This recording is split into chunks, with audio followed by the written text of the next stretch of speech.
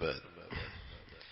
مسئلہ یہ ہے کہ اگر کسی کے ذمے نمازیں یا روزے یا زکوٰۃ یا کسی قسم وغیرہ کا کفارہ باقی رہ گیا اور اتنا مال بھی موجود ہو کہ اس میں سے فدیہ یا زکوٰۃ یا کفارہ ادا کیا جا سکتا ہو تو مرتے وقت اس کے لیے وصیت کرنا ضروری اور واجب ہے۔ نمازیں رہ گئیں، زکوٰۃ رہی ہوئی ہے، یا اس نے کوئی کفارہ ادا کرنا ہے اور اللہ نے حیثیت بھی دی ہے، مال بھی چھوڑا ہے، تو اس شخص کے لیے وصیت کرنا ضروری ہے کہ میرے مال میں سے پہلے یہ ذمہ داری ادا کی جائے، فدیہ دیا جائے۔ عام طور پہ لوگ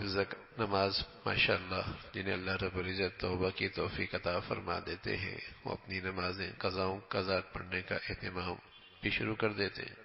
لیکن ظاہر ہے بس اوقات زیادہ نمازیں ہوتی ہیں، کئی سال ہو جاتے ہیں، تو ایسے موقع پہ بہتر یہی ہوتا ہے کہ اپنی زندگی میں کچھ سالوں کا فدیہ دے دیا جائے زندگی میں، اور اس خیال سے کہ اگر زندگی رہی تو قضا پوری کر لوں گا، تو فدیہ دی ہوئی رقم اس کے لیے صدقہ بن جائے گی، اور اگر دنیا سے چلا گیا تو فدیہ تو الحمدللہ دے دیا تھا، تو اس کا وبال نماز کے قضا ہونے کا اور رہ جانے کا محفوظ ہو جائے گا۔ آدمی کو اللہ مال دے تو اس سے اپنی آخرت تو اچھی کرنی چاہیے،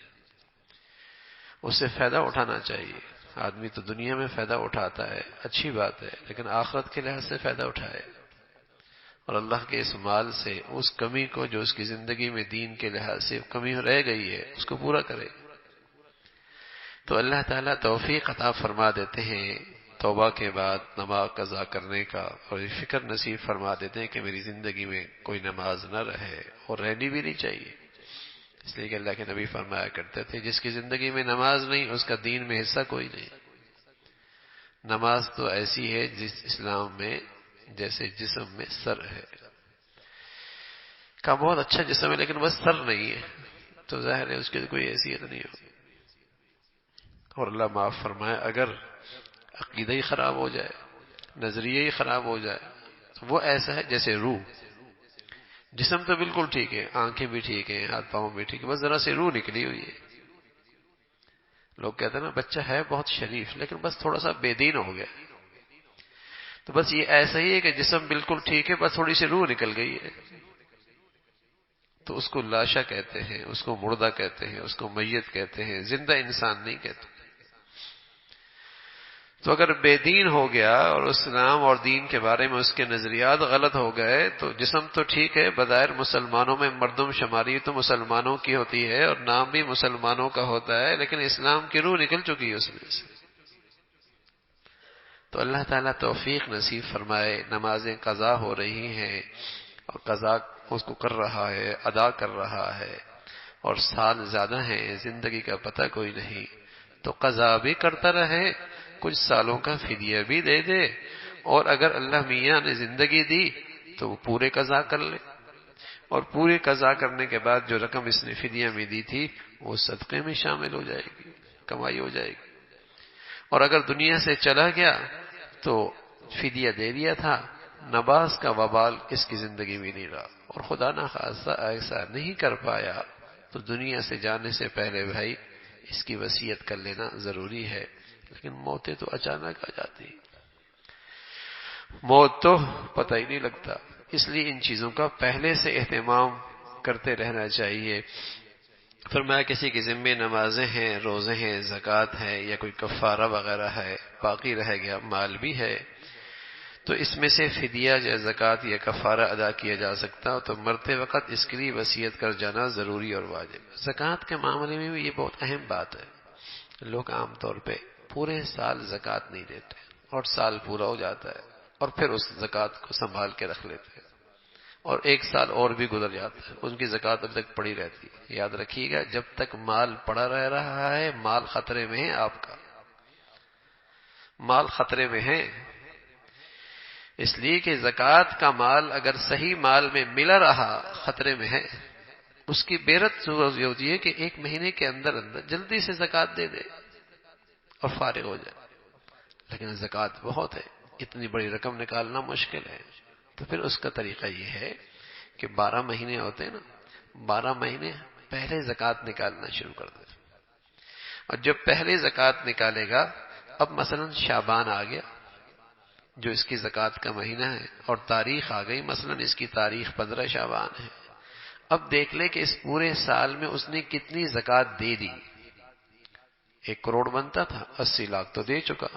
پیچھے رہ گئے 20 لاکھ، 15-20 دن میں اس کو ادا کر دے۔ بھائی اس فریضے سے صبح دوش ہو جائے،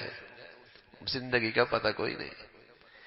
یہ تو اچھی بات نہیں کہ بال پڑا ہوا ہے چلا گیا، پھر میاں کون زکوٰۃ دیتا ہے، ساری تقسیم ہو جائے گا وراثت میں، کون جاتا تھا؟ اور اس کے ذمے مال اللہ نے نعمت دی تھی، وبال بن گیا، مال اللہ نے نعمت دی تھی، وبال بن گیا۔ تو اس کی بہتر صورت یہ ہوتی ہے کہ اللہ نے دیا ہے تو پہلے دینا شروع کر دے،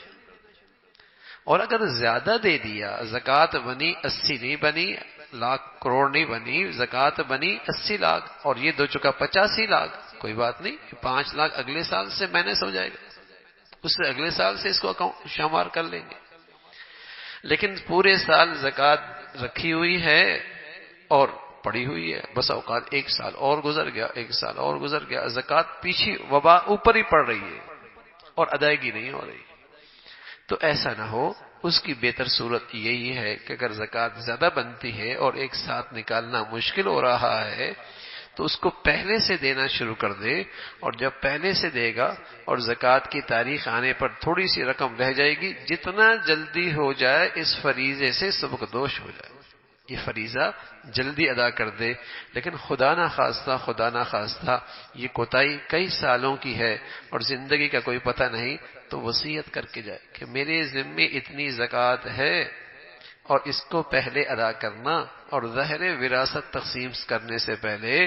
وہ زکوٰۃ کی رقم نکالی جائے گی، اس کے بعد وراثت تقسیم ہوگی، پھر یہ وصیت کرنا ضروری ہو جائے گا۔ مرنے کے بعد مردے کے مال میں سے پہلے تو اس کے گور و کفن کا سامان کریں گے،